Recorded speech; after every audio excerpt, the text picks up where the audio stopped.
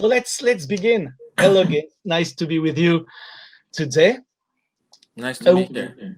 Away Ailleurs in French has been released in theaters Wednesday during a difficult time. We all know that cinemas is not the best time, of course, but it's still something. I mean, we already talked about that, but could you imagine when you made your film, a long time ago now, that suddenly your film will be in all the theaters and on Amazon Prime, and having this at least theatrical success? No, not really. I thought that maybe it would be in some festivals, but that also wasn't a guarantee. But I I thought that this wasn't really like these kind of films don't really get distributed that much, so that wasn't really my hope. So I'm really happy that people get to see it, and especially on the big screen. I think this film kind of works much better on the big screen than a small one. Do you think it's changed your life a little bit? Because I remember meeting you in Zagreb, like 1 year and a half when that was a world premiere of the film, and I saw you as a little bit shy, like the guy in a way, like the character in a way. And I thought suddenly that you did a lot of interviews. Everybody's talking about you. Did something strange for you suddenly? Yeah, I guess last year was really crazy for me. I went to about 20 festivals, also in the beginning of this year, but it was very hectic, and I wasn't really used to that. So I was just before I was working alone on this film, so it was a big shock for me to meet so many people and get all this attention. And to be honest, it's not really like my favorite part. Like it was kind of exhausting. Like I enjoyed all the traveling and everything, but it was a bit too much for me. But yeah, not probably now looking back at it, my memory is much better than like now. I only remember the good parts, but I remember being really exhausted. But Yeah, it's nice to be kind of now like the whole virus situation came at the right time for me. Like I got to experience all the festivals and everything, and now I'm finally like back home and I can work. And I was really looking forward to working. I enjoy working, and I mean animating. So this is really nice for me. So yeah, festival is good, but it's good to work and finally make film again. Yeah. Again. Marie-Pauline, about the film, maybe, I don't know. Yes, about the film. Well, the first question I had is how could you decide to make a feature film on your own? It wasn't really like a big decision for me.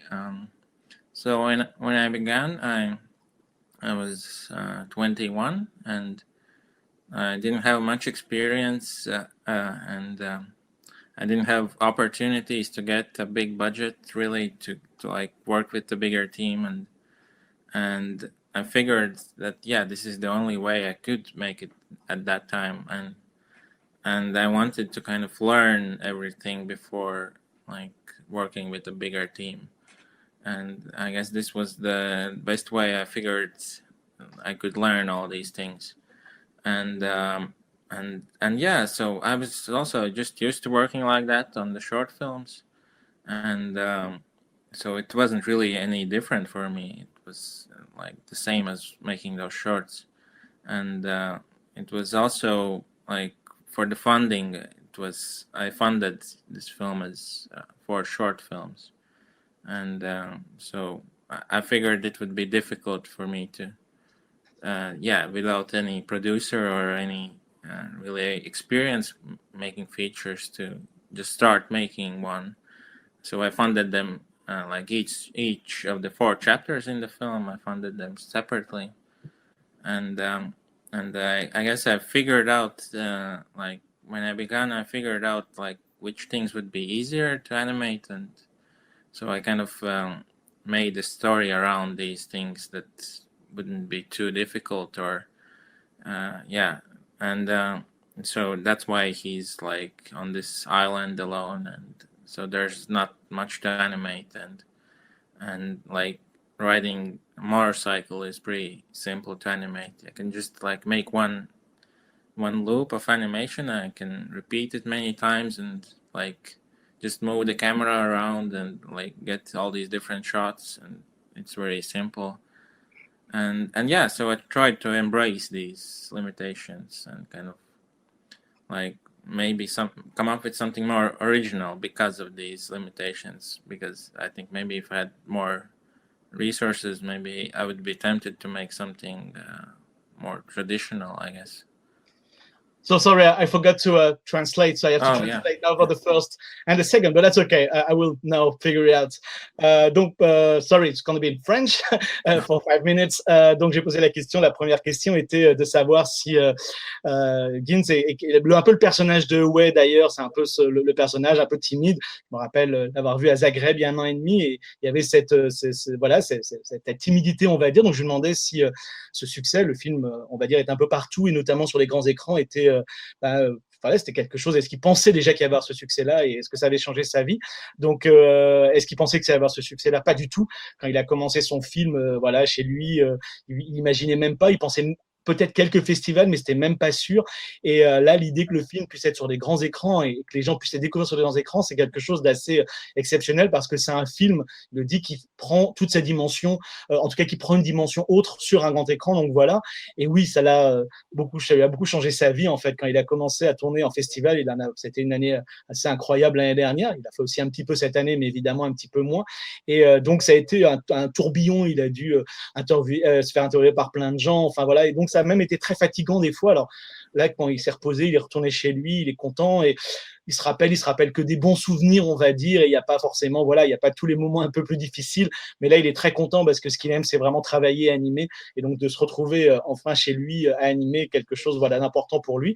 Et la deuxième question, donc Marie-Pauline posait la question de savoir quand est-ce qu'il s'est posé la question et quand est-ce qu'il s'est dit, bah tiens, je vais faire un long métrage tout seul, comme ça, et il dit qu'en fait, ça n'a pas été une décision volontaire à la base, en fait, c'est qu'il avait 21 ans quand il a commencé à faire le film, il avait peu d'expérience, et en fait, il s'est dit qu'il y aurait peu d'opportunités pour lui de pouvoir faire finalement un long métrage, et il a pensé que c'était le seul moyen pour lui, en fait, en tant que débutant comme ça, c'est ce qui pouvait l'amener le plus facilement aussi à finalement comprendre toutes les étapes d'un long métrage.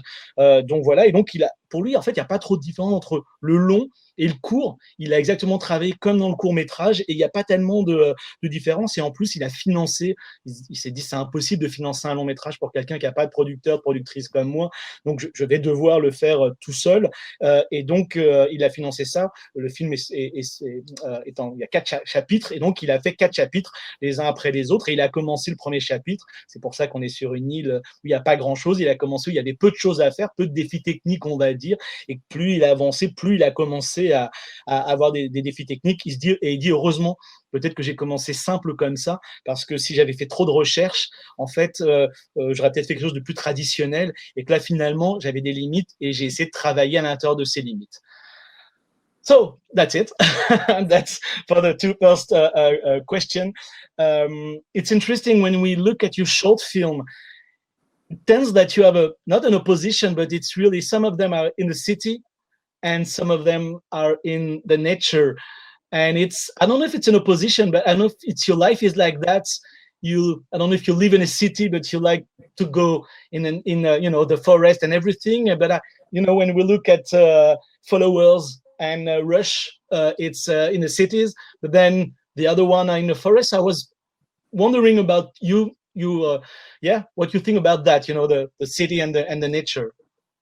I guess I live on the edge of a city, so I get to experience both of these, and I guess I prefer going outdoors, and I try to, like, even when making Away, I was usually sitting outside, at least in the summertime, because I could just use my laptop.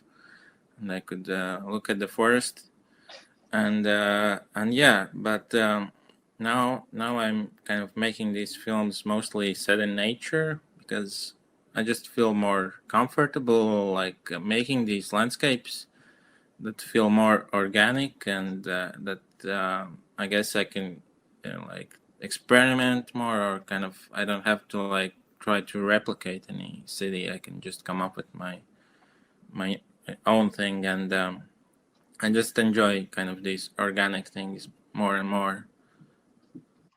And even with the animals, that's something really important for you in your films.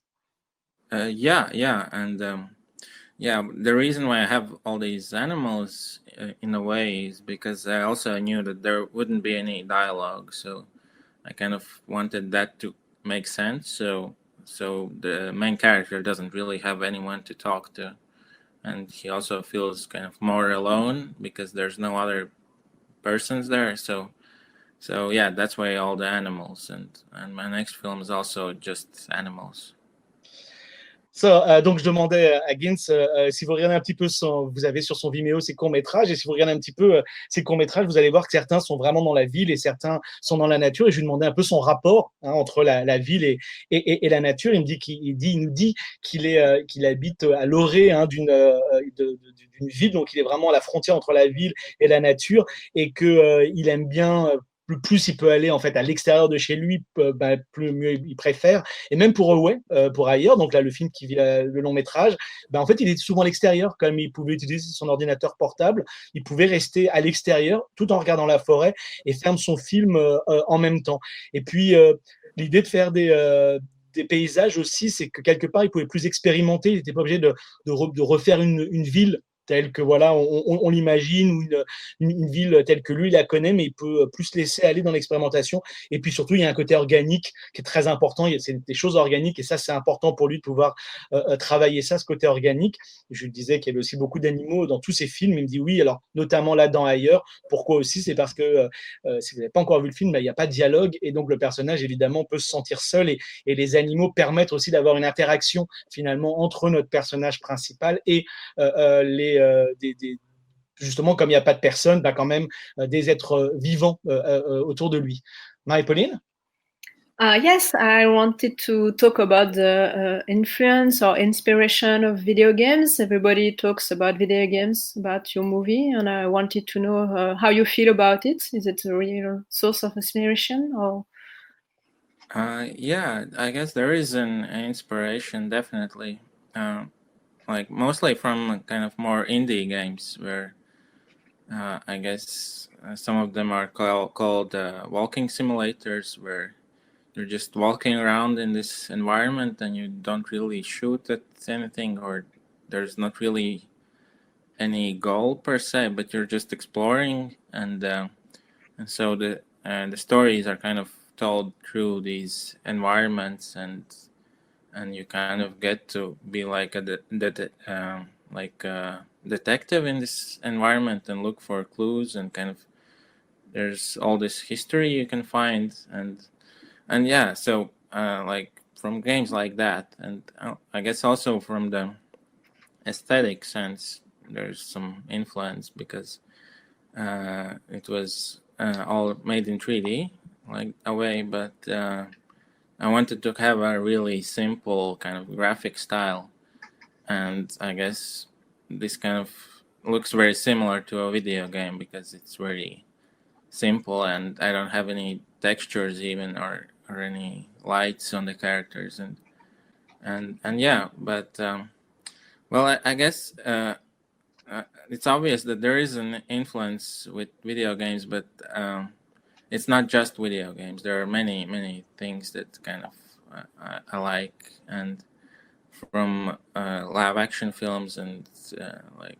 from books, and just my own experiences traveling, and like being kind of alone in this, like in these strange landscapes, and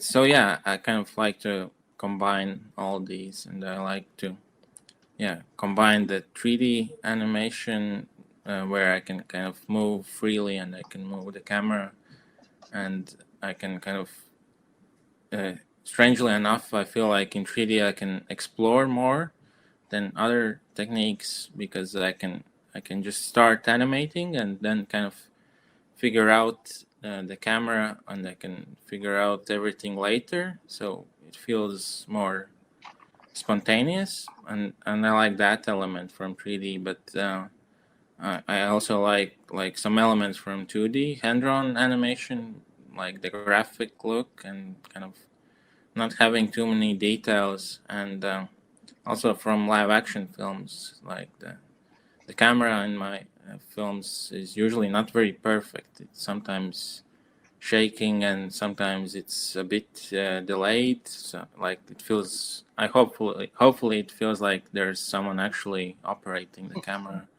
So I like to have these imperfections too. Ok, so la question était par rapport aux inspirations à jeux vidéo, on en parle beaucoup. Est-ce que c'est vraiment une inspiration? Donc, il dit oui, notamment plutôt des jeux indépendants, hein, des jeux donc des simulateurs de marche, on marche comme ça, mais sans vraiment de but évident. On est dans l'environnement, il y a pas de, on n'a pas à tirer sur des gens, des choses ou des choses, enfin voilà, etc. C'est vraiment pas un but guerrier, on va dire. Il n'y a pas de but d'ailleurs forcément toujours. Et en fait, ce qu'il aime bien, c'est que ça permet d'être à l'intérieur de l'environnement. On est un peu comme une espèce de détective où il faut chercher un peu des indices sur cet environnement et quelle est l'histoire de de ce qu'il y a autour de nous grâce à ça. Et en fait, il aime bien ce genre de jeu, mais aussi l'esthétique. Évidemment, 3D, il voulait un style graphique assez simple, assez efficace, enfin pas efficace, mais assez simple, pardon. Et il n'a pas de texture, il n'y a pas beaucoup de texture, il n'y a pas beaucoup de choses, il n'y a pas de, même des fois de lumière sur les personnages. Encore une fois, il a voulu avoir cette idée simple de certains jeux vidéo indépendants.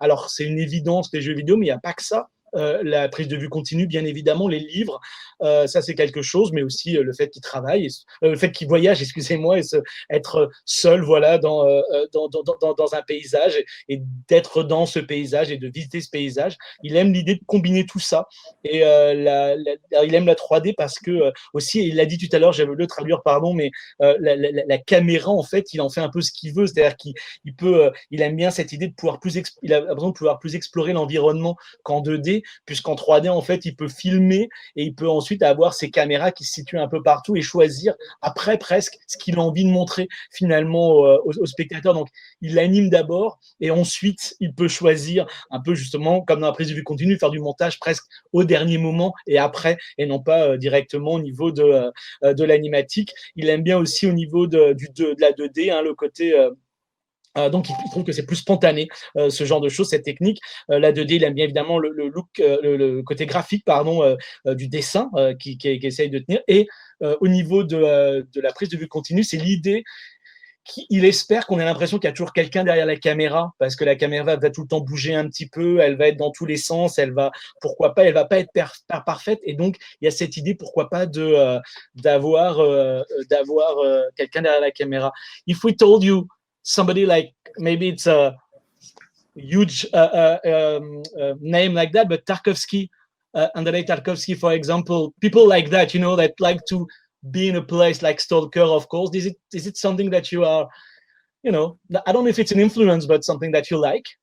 Yeah, I guess I like his films, but I wouldn't say they were a big influence on me. But some films that had an influence were definitely Alfonso Cuarón's films, all of them, and there was Duel, the Steven Spielberg film, which is like this big chase, very very simple story, and also another chase film called It Follows, which is a more recent, it's more of a horror film, but also a very simple premise, and yeah, but I guess from that the influence is that the monster in that film is kind of very slow, and you kind of feel the tension more because of the slowness, I guess. I'm not really a big fan of these jump scares, and I prefer kind of like more of suspense. It's kind of like the tension is more stretched and you can feel it more. Although, like, I wouldn't like I don't think Away really is like there's nothing really scary. Like it's, I guess it's safe to see if you're not a fan of horror. But yeah, other films were like General, the Buster Keaton film, and like games you mentioned, like Journey and Shadow of Colossus and Last Guardian, and yeah, other films were, I guess, Motorcycle Diaries, because of the subject. Yeah, now I'm kind of forgetting some. Like, I'm a big fan also of Haruki Murakami's books, so I guess the surreal aspect comes from that. You know, I was talking about Tarkovsky, not just to say a big name, just because Tarkovsky always said in interviews, sometimes he said, you know, a lot of people think, and he was playing on that, but my film are intellectual, you know, and plays only for the adults. And he was saying, I think the children understand more my film than the adults. And the thing is, sometimes just to look in a film, you know, and I remember seeing Stalker and just being, or Solaris, and just being with them without understanding really what's going on, but just looking around, you know, the places. And that's why it was not the huge intellectual thing, but more the, contemplative way. I guess, like I've heard from some parents who are kind of afraid that their kids wouldn't understand Away, but usually that's not an issue. I guess the adults are usually, it's more difficult for them than the kids to understand it. I guess I didn't really think about it. I just made the film for myself, and Yes, of course. I didn't really think about if it's for kids or if it's like for any audience. I just made it for myself. No, I was just, it was of course not about the target. It was much more about, you know, Tarkovsky is always like this big thing. And I was like, just, it could be, it's a simple film. That's why I think I like also Away a lot. It's like, we were talking with Marie-Pauline just before talking to you, and was like, we've seen the film more than once, and every time it seems like we discover something else, or maybe we forgot something from the last viewing, and suddenly say, oh yes, I remember that. It was like a new film, like sometimes a video game, you know, new film every time you look at it. I guess maybe there's not like that many, like it's not like a puzzle you can kind of solve, but I guess what you see from different viewings is, I guess, your own experiences maybe influence the viewing, and maybe if you're in this kind of mode, you'll feel different watching Away, because there's a lot of like space left for interpretation. So donc je lui demandais par rapport aux influences et ce que demandait Marie-Pauline, donc notamment une influence, alors sans vouloir faire trop intellectuel, mais qu'Andrei Tarkovsky.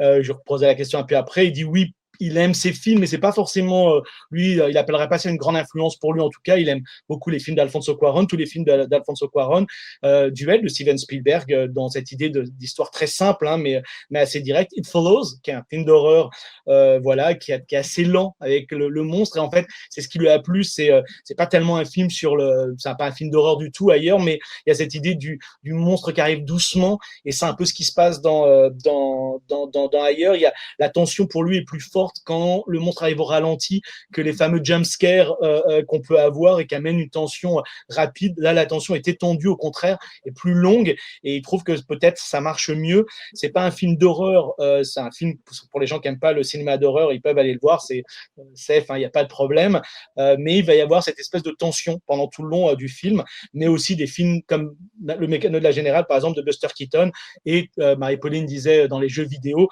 en effet, des jeux vidéo comme Journey, Shadow of the Colossus ou Last Guardian, donc du même créateur que Shadow of Colossus, ça a été évidemment très, très, très important pour lui, ou Motorcycle Diaries, notamment, je ne me rappelle plus du titre en français, mais par rapport à l'histoire, et il est aussi un très grand fan des livres d'Haruki Murakami. Donc voilà, c'est peut-être ça, et je reposais, et c'est rapide, mais dire que voilà, Tarkovsky disait par exemple que les enfants comprenaient peut-être mieux ces films que les adultes, ou en tout cas l'idée, bon, il me disait que en effet que peut-être les enfants pouvaient comprendre directement le film, il n'y avait pas forcément un problème de compréhension, mais en tout cas, lui, de toute façon, n'a pas du tout pensé à ça. Il a fait le film pour lui. Il s'est pas posé la question de savoir si c'était pour les adultes ou les enfants. Il l'a fait pour lui. Et je lui disais qu'avec Marie-Pauline, donc, dans cette interview, on a discuté un tout petit peu ensemble en tant qu'on avait revu le film et qui nous paraissait différent, en tout cas qu'on retrouvait des choses. Et il disait que oui, c'est peut-être pas comme un puzzle, mais il y a quand même quelque chose comme ça et que notre expérience finalement fait que on peut ressentir différemment le film de manière autre finalement et il y a peut-être suffisamment d'espace dans le film pour ressentir les choses différemment. Marie-Pauline.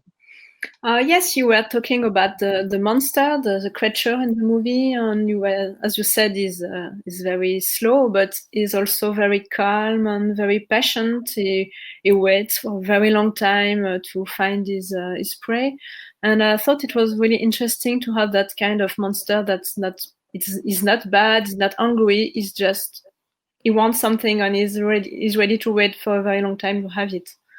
Yeah, it was. Yeah, I didn't want him to be evil, and I don't even call him a monster. It's more of maybe a spirit or kind of this force of nature, like that hasn't really that spirit doesn't really have any opinions, or he's not like trying to be evil. He's just like maybe like in nature, it's just overtaking things, and he's also kind of like maybe more of a reflection of the main character's kind of state of mind, actually. So he's kind of as the boy kind of grows more like scared and he's more depressed, then the monster grows in size, and once he gets like the boy gets more confident and kind of feels stronger, you can see this monster kind of shrinking also. It's not very obvious, but it's a little bit there. And yeah, so also kind of didn't like the monster doesn't have any emotions in his face really. It's just it doesn't really have a face, so it's just more about the body movement and just the yeah, I guess. Ok, donc Marie-Pauline demande poser la question. Elle disait qu'elle aimait beaucoup l'idée donc du monstre qui va lentement, patiemment et il atteint sa proie mais sans se presser et il n'est pas mauvais, il n'est pas en colère. Il attend et il va avancer tranquillement pour avoir sa proie. Et Gim se dit oui, tout à fait. Il voulait surtout pas que ça soit justement quelque chose de diabolique. Pour lui, il appelle même pas ça un monstre en fait. Il appelle ça une espèce d'esprit, de force de la nature. C'est quelque chose. C'est cette force de la nature qui n'a pas d'opinion forcément, et comme la nature, d'un seul coup, ça va prendre quelque chose de manière à se nourrir, par exemple. Mais vraiment, voilà, il y avait cette volonté-là, et c'est même une réflexion pour lui de l'état d'esprit en fait du personnage. Et on le voit pas forcément, il le dit, mais quand même, c'est là. Plus le personnage a peur, plus le personnage est déprimé, plus le monstre, plus donc cette force de la nature va devenir importante, on va dire, et plus au contraire notre personnage va être un peu plus fort, et plus la force de la nature va diminuer un tout petit peu. Et donc voilà, donc c'était très important. Le monstre, en tout cas, donc cette force de la nature n'a en effet pas d'émotion, pas de visage. Et donc voilà, c'était vraiment important de pouvoir enfin voilà, que c'était que c'est plus les mouvements du corps, les mouvements que lui peut avoir qui sont importants que réellement ses émotions. We can talk also about the real pleasure, the aesthetic pleasure that you have. I mean, when you begin the film, like you said, was the beginning, and it's small things, but more you go into the film and more you try to have a lot of colors and shapes, and we have some beautiful forest. It's sunny at one point, raining, snowing. We understand that you really love to show, like we said, nature and all these things. Yeah, I guess because there is no dialogue really, and even the characters don't really emote that much. Like the character animation isn't really, I guess, very obvious. Like it doesn't really show exactly what the character feels. So I kind of have to use other elements and use music and use editing, and of course also the environments. So I guess, yeah, the environments are kind of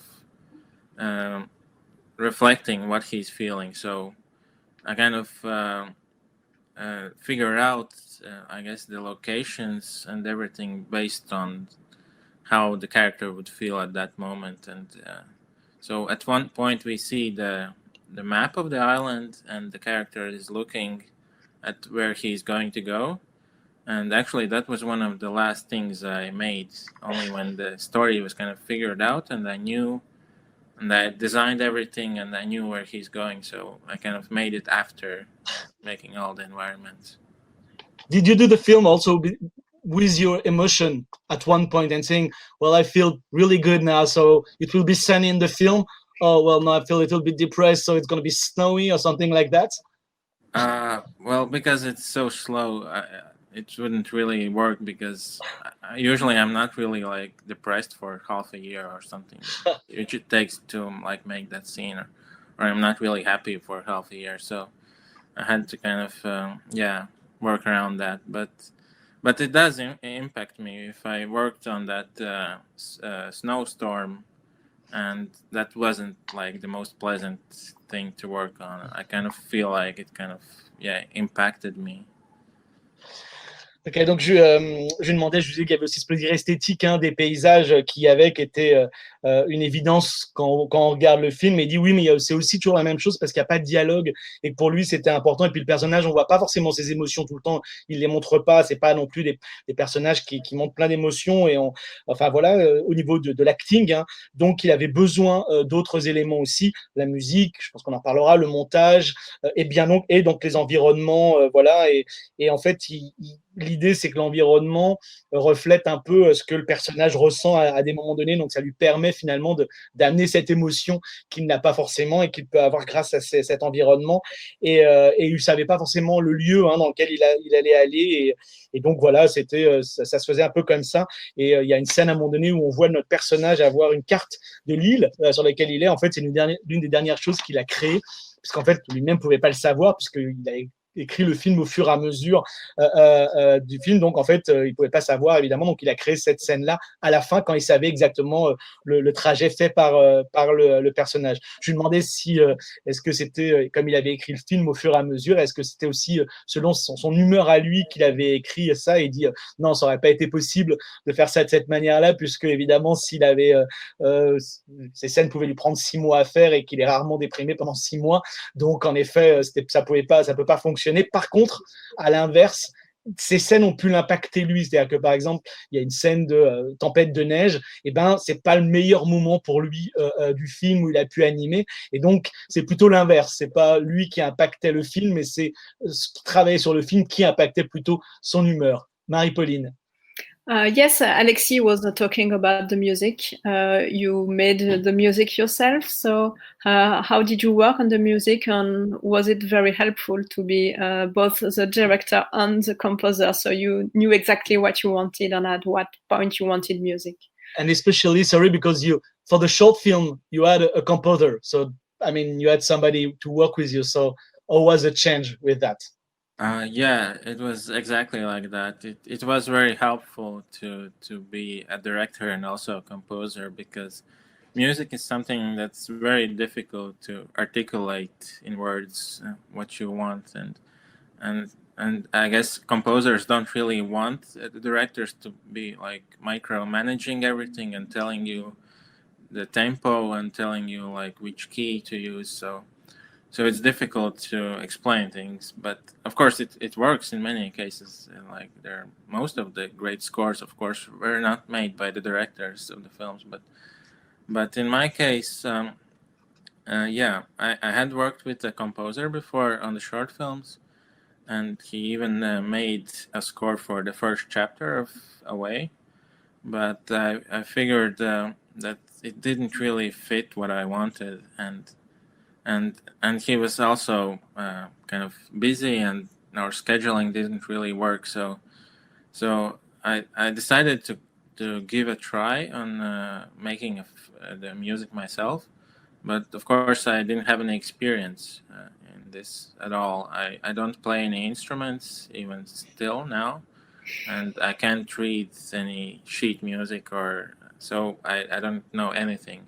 So I started just by opening this software on the computer, and it was just so overwhelming because there are so many buttons you can press, and like it's very complicated.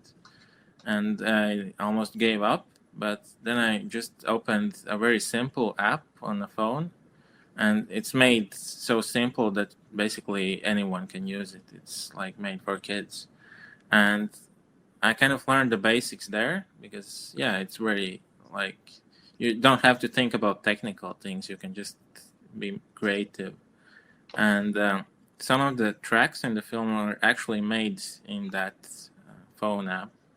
Uh, I think one or two are even not edited at all. I just exported directly from the phone. But others I would export on the computer, and I can just add more professional instruments on the notes I wrote on the phone. But yeah, once I kind of gained the confidence and I learned the basics, I started using the more professional software.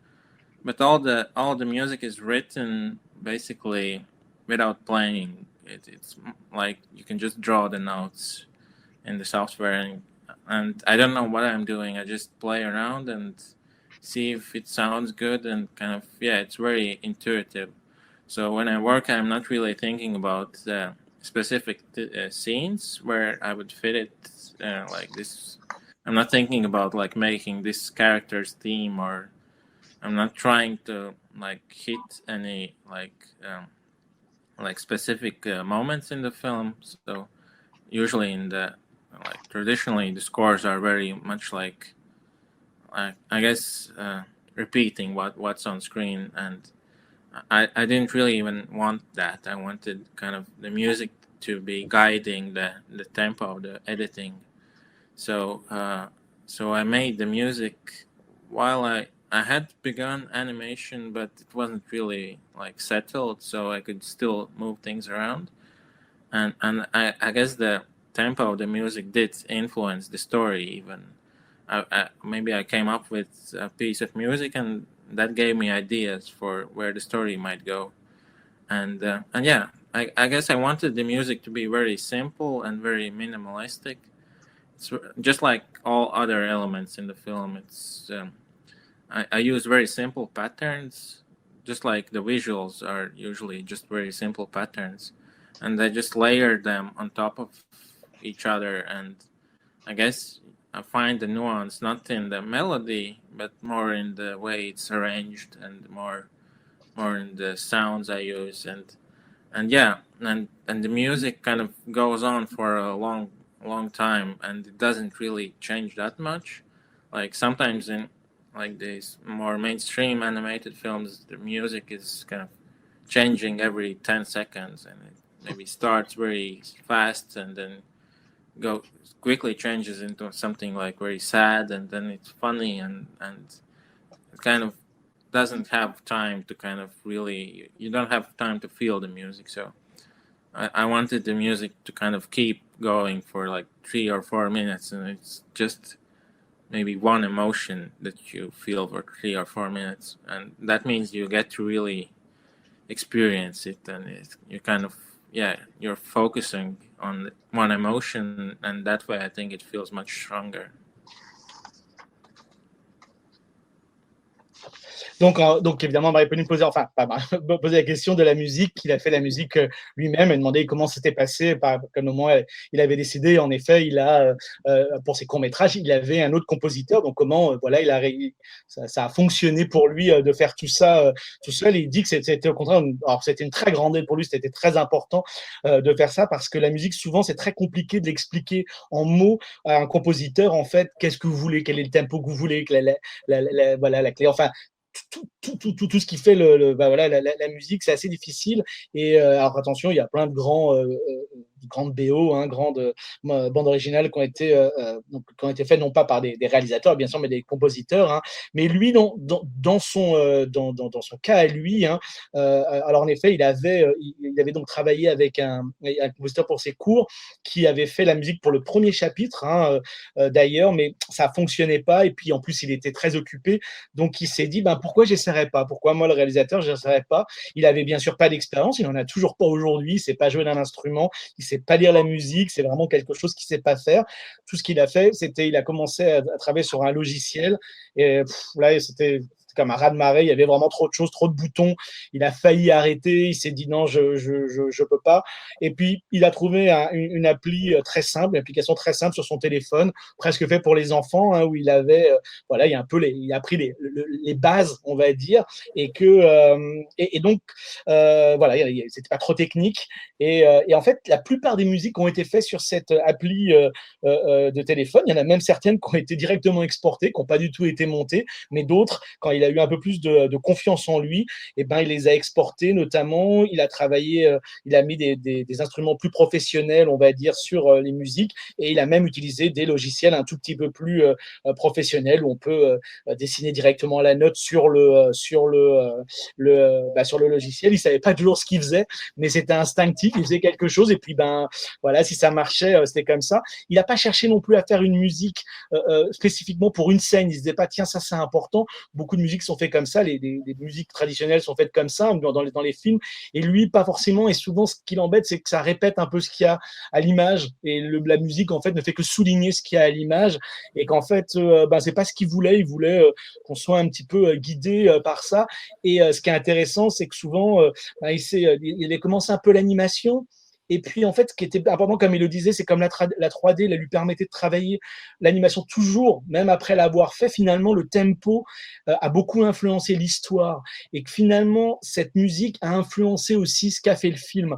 Il a essayé que cette musique soit simple, minimaliste, avec des rythmes très simples, des motifs un peu comme visuels, des motifs très simples qu'il utilise. Et en fait, comme des niveaux, il va chacun mettre un plus un, il va mettre une couche plus une autre couche, une couche de choses assez simples, ce qui va lui permettre de travailler ça, pas forcément dans l'idée d'une mélodie, hein, mais plutôt dans quelque chose d'assez qui fonctionne, on va dire. Souvent, il dit dans les films un peu mainstream, tout change au bout de 10 secondes, il faut qu'une musique qui soit rapide, triste, drôle.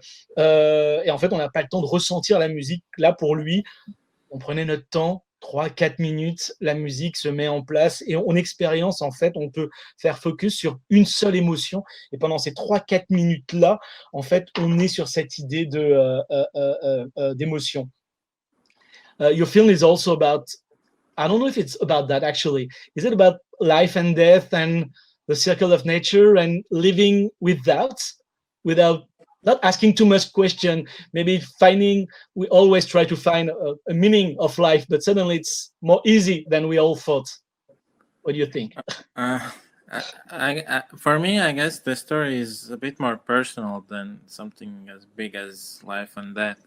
It's more about this personal journey for the main character, who's kind of, lost and alone. In the film, he's kind of literally lost and alone, but it's the same for like people living in a city or anywhere. You can feel like that, and he's kind of like trying to find this connection. I guess he's trying to find other people, and the other animals also are also kind of sharing this same theme, where the bird and he's the boy's companion is also separated from other birds, and usually when we see other animals in the film, they're in a group. So we see a group of cats and a group of elephants, and so everyone has their own kind of group that they belong to, and the main character doesn't, and he's kind of finding that connection. And I've also kind of compared the theme of the story and story itself to the, I guess, the making of this film, like how I made it alone and how it's very similar to the boy's journey of being alone and having this kind of great dark spirit chasing the boy. It felt kind of like making this big project. There's a lot of pressure, mostly from myself. Like there's pressure I'm putting on myself to make it, to finish the film and like make it good. And so yeah, I don't think in those big conceptual really ideas. And usually when I try to start like with a big idea, it doesn't work. So I usually just start with, I guess, the story and the core journey and the ideas and what it's about. Kind of like I discover all those things while making the film. So usually when I try having those ideas at first, they feel very forced, and I didn't really think about how it's similar to me making that film. I only realized that once it was kind of finished, and yeah, people pointed that out to me, and I was a bit surprised also. But but maybe, and that's not that's to point out what I was saying. Actually, it's maybe because it's much more simple, and it's not so big conceptual life and death, and it's quite simple. We think it's conceptual, and maybe because your film is simple, it made us think that that's so. Finally, it's maybe so a little bit more simple than we think. All about life and death and everything, and maybe we should feel more like animals than having all these big ideas. Yeah, I don't really know what I could say about life and death. I haven't really figured it out yet. Maybe if I do, I can make a film about that. but it was just, yeah, it's, I think most of my favorite things are very personal to the filmmaker, and they're kind of, you can, even if I don't know the filmmaker, I can get the sense that the filmmaker is kind of sharing something that they would rather not. And maybe through this film, you can kind of feel that they're sharing something that's very difficult to share. And I guess those are my favorite films. Thank you. Donc, je lui demandais en fait, je disais, est-ce que finalement, on cherche toujours des grandes réponses à la vie, la mort et ce genre de choses, et est-ce que son film finalement n'était pas aussi une réponse finalement assez simple, que tout ça est beaucoup plus simple qu'on a l'impression de le dire. Pour lui, c'est pas forcément ça. En tout cas, c'est pas du tout sur la chose sur laquelle il a pensé. Hein. Pour lui, c'est vraiment parti de quelque chose comme un voyage assez personnel, où en fait les personnages sont seuls et perdus. Dans le film, ils sont littéralement seuls et perdus, mais évidemment, dans une ville, on peut aussi être chacun d'entre nous seul et perdu. Donc c'est vraiment, il n'y a pas du tout enfin vraiment c'est cette idée-là. Et en fait l'idée c'est de trouver des connexions avec des gens. Comment on essaye de trouver des connexions et de partager avec ces gens-là, avec d'autres personnes. Comment on essaye, voilà, oui, de partager ça. Il y a plein de groupes dans le film, les groupes des éléphants, les groupes des chats, et puis il a un oiseau qui est avec lui, qui va le suivre, son compagnon, on va dire, qui lui est tout seul. Et en fait, l'idée, c'est chacun va trouver, en fait, va chercher un groupe auquel on a envie d'appartenir, qui va nous servir d'appartenance. Et c'est ça qui est un petit peu important pour lui par rapport à ça. Il compare un peu le film, en fait, même s'il le dit après, il dit, finalement, c'est même les gens qui me l'ont dit, moi je ne l'ai pas du tout pensé quand j'ai fait le film, mais après on m'a souvent dit qu'en fait je pouvais comparer ça au fait de faire le making-of du film, c'est-à-dire que c'était un peu comme si cette espèce de garçon qui se fait suivre par cet esprit un peu sombre et un peu noir qui le chasse, c'est un peu comme lui quand il a fait le film, il avait cette pression en fait qui s'est mis lui-même, c'était un peu lui à la fois l'esprit et lui-même qui se mettait pour essayer de faire le plus beau film, enfin pas le plus beau, mais le film le mieux possible, le plus réussi, etc. Et c'était vraiment ça qui était important. Et donc voilà, il s'est rendu compte qu'il y avait ça, en tout cas on lui a dit qu'il y avait ça.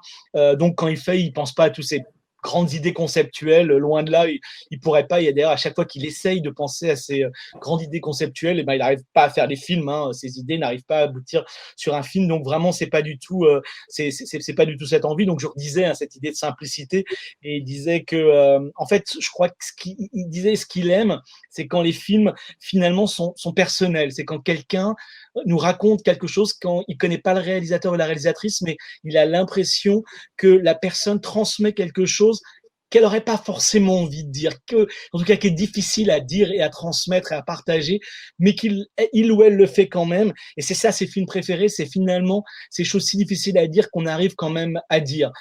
We already have 15, almost 35 minutes. Marie-Pauline, do you have I have another question. Marie-Pauline, do you have another one? Well, I had just one last question is, are you ready to do it again? To do a feature on your own, or maybe not on this time?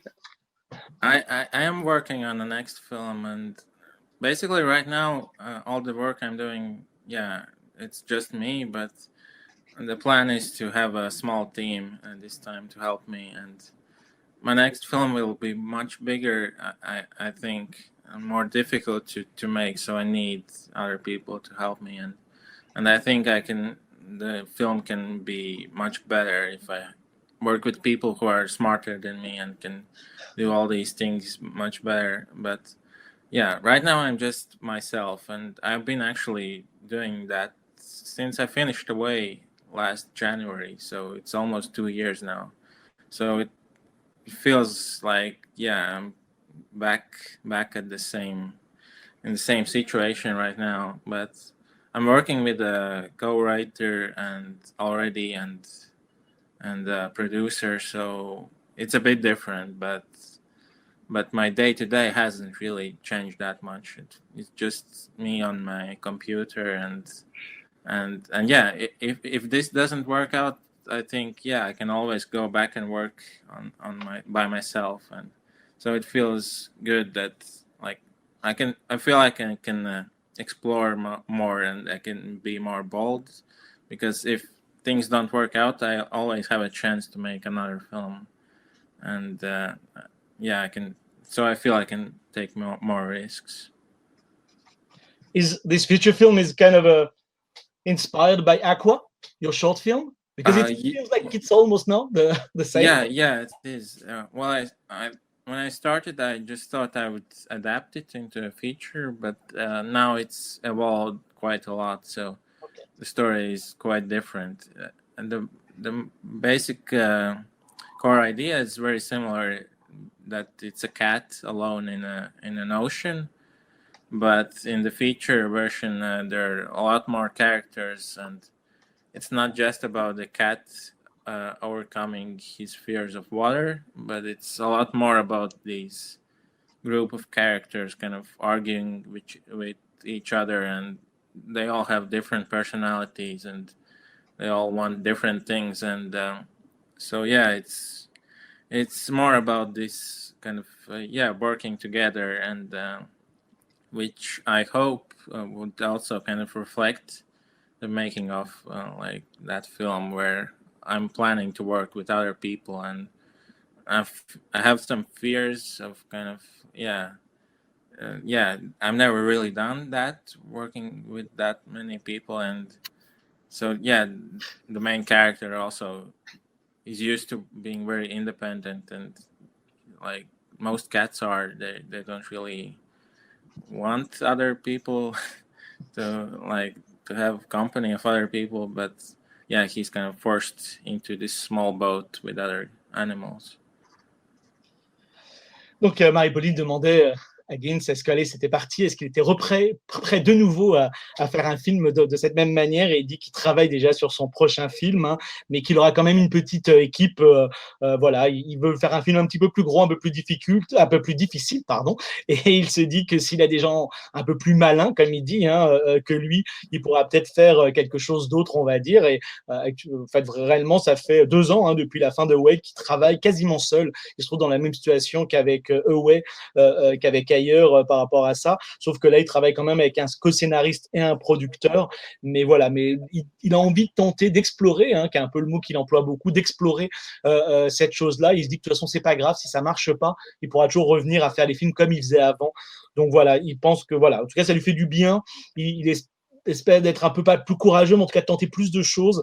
Ça va lui permettre finalement de tenter autre chose que ce qu'il a fait avant. Je lui demandais si c'était un peu inspiré d'Aqua, qui est un court-métrage qu'il a fait, et il dit que oui, au départ, il voulait adapter en fait Aqua, ce court-métrage, en long-métrage, mais que finalement, c'était un petit peu compliqué parce que c'est un chat tout seul qui doit aller au-delà de sa peur de l'océan et de l'eau, et que là, en fait, ça va être un petit peu plus large que ça, puisque ça va être aussi des groupes de personnages et qui vont s'engueuler ou au contraire discuter, etc., pour avancer sur ce bateau.